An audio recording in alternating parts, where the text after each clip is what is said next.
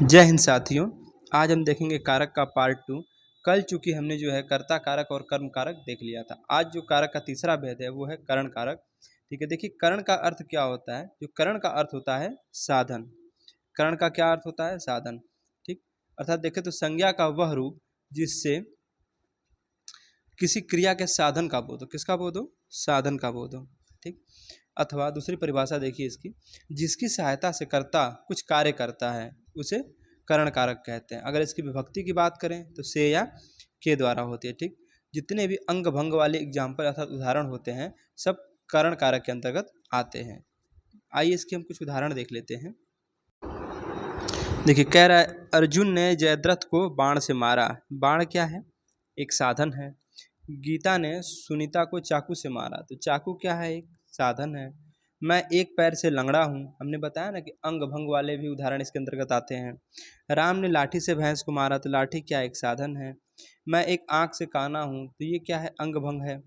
श्याम गेंद से खेलता है, गेंद भी एक साधन है। मोहन सारी जानकारी पुस्तकों से लेता है, ठीक है, तो पुस्तक भी एक साधन है। मैं कलम से लिखता हूँ, कलम भी एक साधन है। मजदूर ने मिट्टी को फावड़े से खोदा, फावड़ा भी एक साधन है। देखिए वह रेलगाड़ी से आया। ठीक, रवि ने अपनी पत्नी के द्वारा खाना बनवाया, उसने पुस्तक नौकर के द्वारा भिजवाई। चलिए कुछ और उदाहरण देख लेते हैं। आगे उदाहरण देखिए, सज्जनों की संगति से बुद्धि सुधरती है। गणेश ने जयंत को डंडे से मारा, ठीक है। शिकारी ने शेर को बंदूक से मारा। बच्चा बोतल से दूध पीता है। कंजिका ने तुलिका से चित्र बनवाया। ठीक, चलिए आगे हम बात करते हैं संप्रदान कारक की। देखिए संप्रदान का अर्थ क्या होता है? संप्रदान का अर्थ होता है देना। ठीक, जिसके लिए कुछ किया जाए, ठीक है, जिसके लिए कुछ किया जाए या जिसको कुछ दिया जाए, ठीक है, इसका बोध कराने वाले शब्द जो है संप्रदान कारक के अंतर्गत आते हैं। अगर इसकी विभक्ति की बात करें तो के लिए, के वास्ते, के निमित्त, ये सब क्या है? संप्रदान कारक की विभक्ति हैं। चलिए इसके कुछ हम उदाहरण देख लेते हैं। देखिए जैसे रोगी के वास्ते दवा लो, हमने बताया ना कि संप्रदान कारक के अंतर्गत जो है के वास्ते, के लिए, के निमित्त इत्यादि शब्द आते रहते हैं। ठीक है, तो रोगी के वास्ते दवा लाओ। ठीक, करण मोहन के लिए बॉल लाता है। राम भिखारी को दान देता है। कुछ देने की बात कही जाए ये भी इसके अंतर्गत आता है। यह राम के लिए पुस्तक है। भूखे को भोजन दो। ठीक, हम पढ़ने के लिए स्कूल जाते हैं। अभिराम श्याम के लिए आम लाया। ठीक है, स्वास्थ्य के लिए सूर्य नमस्कार करो। पिताजी को सादर नमस्कार है। रमेश ने भिखारी को कंबल दिया। ठीक है, जो चीज़ हमेशा के लिए दे दी जाती है सब इसके संप्रदान कारक के अंतर्गत आती है। ठीक, ईश्वर ने सुनने को 2 कान दिए हैं। ठीक है, आइए हम इसके पांचवें भेद की बात करते हैं। तो जो है अपादान कारक। देखिए अगर हम बात करें अपादान की तो इसका अर्थ होता है अलग होना। ठीक, संज्ञा या सर्वनाम के लिए जिस रूप से दूर होने, ठीक है, क्या होने? दूर होने, निकलने, डरने, तुलना करने, रक्षा करने का बोध होता है तथा अलग होने का भाव छिपा रहता है। ठीक, उसे अपादान कारक कहते हैं। अगर इसकी विभक्ति की बात करें तो से अलग होती है। ठीक है, आइए कुछ एग्जाम्पल देखते हैं। देखिए बच्चा सांप से डरता है, हमने कहा ना जो डरने का भाव है इसके अंतर्गत आता है। आपने मुझे डूबने से बचाया। वृक्षों से पत्ते गिरते हैं। अच्छा, जो वृक्ष से पत्ते गिरे तो हमेशा के लिए अब अलग हो गए। ठीक है, वृक्ष से पत्ते हमेशा के लिए अलग हो गए। ये देखिए मोहन छत से गिर पड़ा। ठीक, वह बस से नीचे उतरा।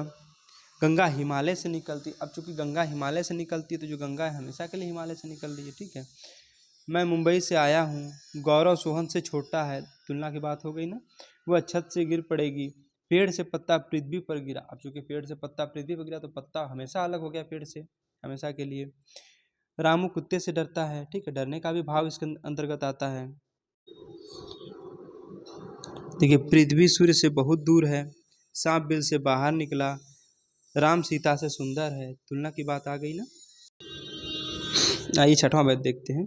इसका जो छठवां भेद है यह है संबंध कारक।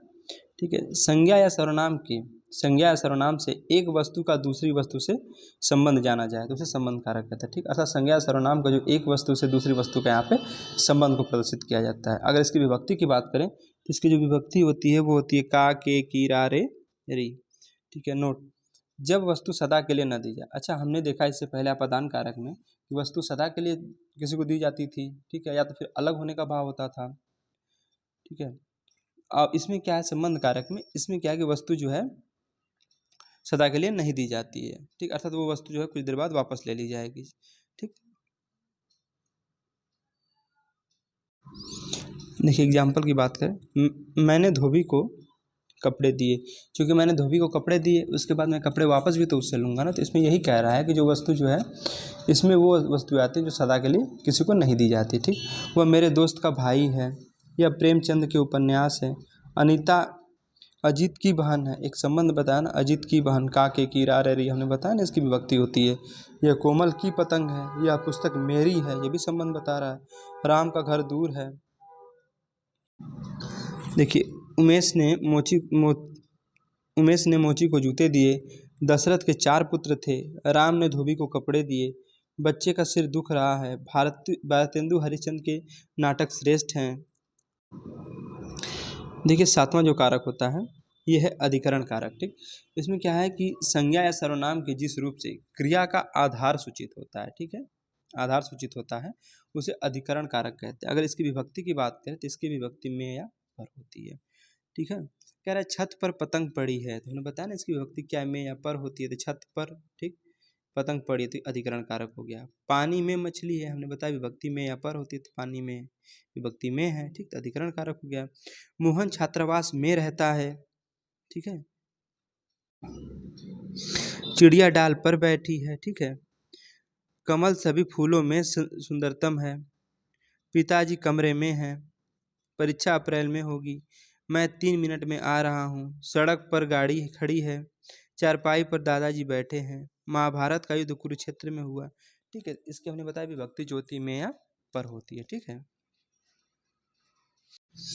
देखिए आगे एग्जाम्पल, फ्रिज में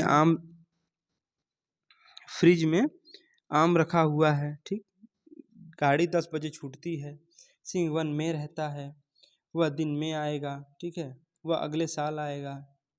तो इसकी विभक्ति हमने क्या बताई आपको, में या पर होती है। ठीक, चलिए अब अगला भेद हम देखते हैं।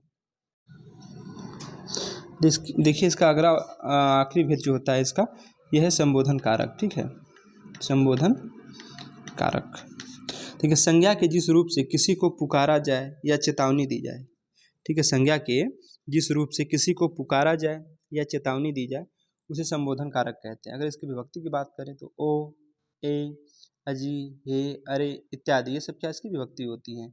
आइए इसके हम उदाहरण देख लेते हैं। कह रहे हे ईश्वर मेरी रक्षा करो, ठीक है, अरे कृष्ण तुम कहाँ हो, अरे मूर्ख संभल जा, अरे मोहन यहाँ आना, ए लड़के जरा इधर आ, हे भगवान अब क्या होगा। ठीक,